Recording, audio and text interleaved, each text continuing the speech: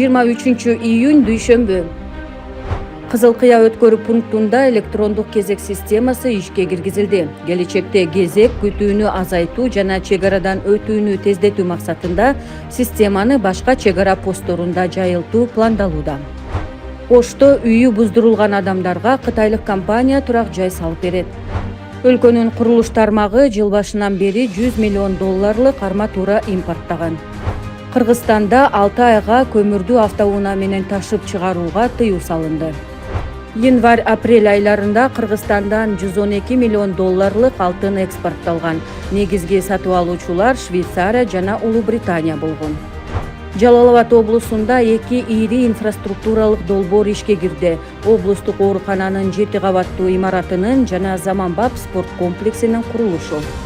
Ала Тоо резорт курортунда соода түйүндөрүн сатуу боюнча аукцион башталды. Кыргызстанда мамлекеттик кызмат кызматкерлеринин күнү белгиленди. Адылбек Касымалиев мамлекеттик жана муниципалдык кызматтын кызматкерлерин кесиптик майрамы менен куттуктады. Туристтик мезгилди утурлай Ысык Көл облусунда электр тармактары чыңдалууда. Камчыбек Ташиев Аскер шаарчасын ачып, чек арачыларга Баткен районундагы батирлердин ачкычын тапшырды.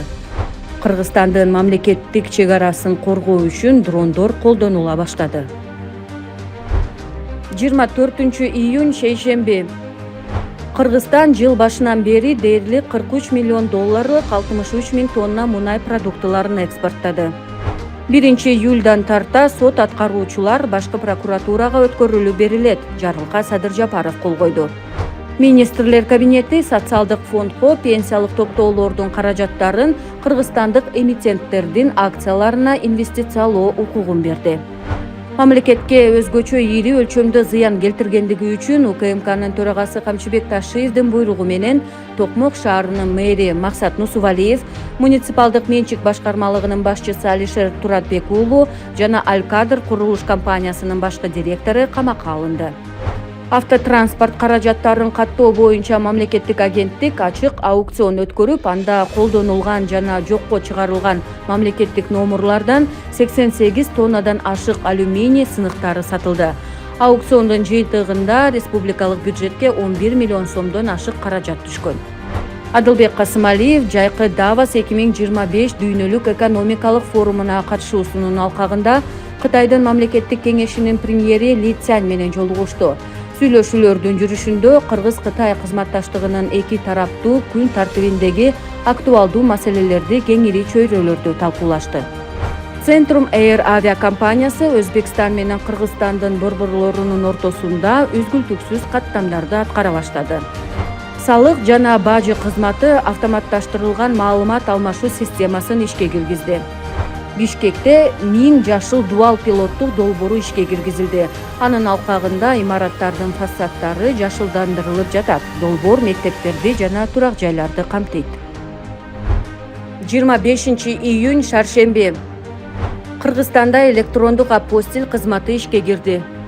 Президенттин Нарын облусундагы ыйгарым укуктуу өкүлү Токмок шаарынын мэри болуп дайындалды.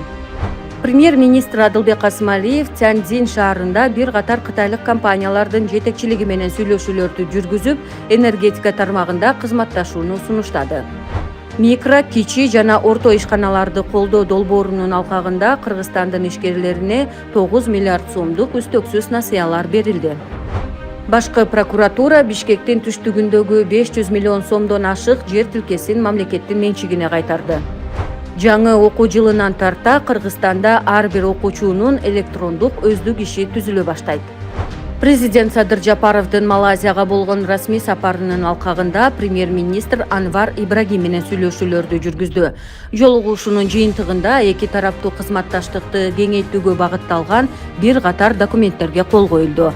Ошондой эле стратегиялык өнөктөштүк багытында кызматташууну бекемдөө боюнча биргелешкен билдирүүгө кол коюшту. Кыргызстан Малайзияга өлчөнгөн куйма түрүндө афинаждалган алтынды сата баштайт. Өнүктүрүү фонду чакан жана орто бизнеске жылдык 8% жеңилдетилген насыяларды бере баштады. Ишкерлер өндүрүш, кайра иштетүү жана кызмат көрсөтүү үчүн 5 жылга 5 миллион сомго чейин кредит ала алышат. Нарын аэропорту август айында ишке кирери белгилүү болду. 26-июнь бейшемби. Япония Кыргызстандын саламаттыкты сактоо тармагына 500 миллион иен бөлөт. Кочкор районунда биринчи этапта мамлекеттик турак жай мекемеси 81 батирди пайдаланууга берет. Каржы министрлигинин маалыматына ылайык 25-жылдын 1-5 айында транспорт каражаттарын каттоо үчүн жыйымдар 1 миллиард 700 миллион сомду түздү. Кыргызстан ЯЭПтин тышкы чек араларындагы төлөмдөрдөн 9 миллиард сомдон ашык үлүшүн алды. Май айында коопсуз шаар айыппулунан бюджетке 106 миллион сом түшкөн. Жыл башынан бери мамлекеттик кызматкерлердин айлык акысына 54 миллиард сом жумшалды. Жогорку кеңеш 4-чү сессиясын аяктады. Эми депутаттар ишке сентябрь айында киришет. Кыргызстанда кызамык менен ооругандардын саны 8 миңден ашты. Улуттук банктын талдоосуна ылайык кыргыз банктарынын кредит портфели 404 миллиард сомго чейин өстү. 27-июнь жума. Бишкек менен Куала-Лумпур экология, туризм жана шаар куруу жаатында кызматташууну макулдашты. Кыргыз банктарынын депозиттик базасы 1 жыл ичинде 195 миллиард сомго өсүп, 697 миллиард сомду түздү. Дээрлик 6 ай ичинде кепилдик фонду тарабынан ишкерлерге 1 миллиард сомдон ашык суммада кепилдик колдоо көрсөтүлдү. Транспорт министрлигине ат башы Торугар-Туна жолун тейлөө үчүн Нарын облусунун өнүктүрүү фондунан дээрлик 17 миллион сомдук атайын техника тапшырылды. Президент Садыр Жапаров коррупцияга байланыштуу социалдык тармактагы баракчасы аркылуу мамлекеттик кызматкерлерге кайрылуу жасады. Кимди ким уурдаган болсо, 10 эселеп кайтарасыңар жана камаласыңар. Ким болбогула, эч кимиңерди аябайбыз, деди Жапаров. Ош облусунда асыл тукум чарба 2 гектардан ашуун жерди өз ыктыяры менен мамлекетке кайтарып берди. Улуттук банктын маалыматына ылайык кыргызстандыктар банктарда 233 миллиард сомдон ашык акча сакташат. Президент Садыр Жапаров Беларустун борборунда өткөн Жогорку Евразиялык экономикалык кеңештин жыйынына катышты. Жолугушуунун жыйынтыгында бир катар документтерге кол коюлду. УКМК уюшкан кылмыштуу топтор менен байланышы бар жана баңгизаттын мыйзамсыз жүгүртүүгө шектелген адамдарды кармады.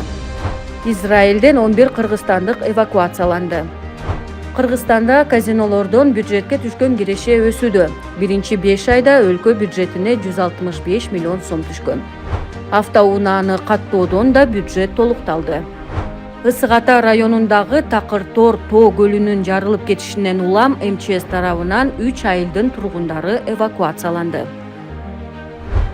28-июнь ишемби.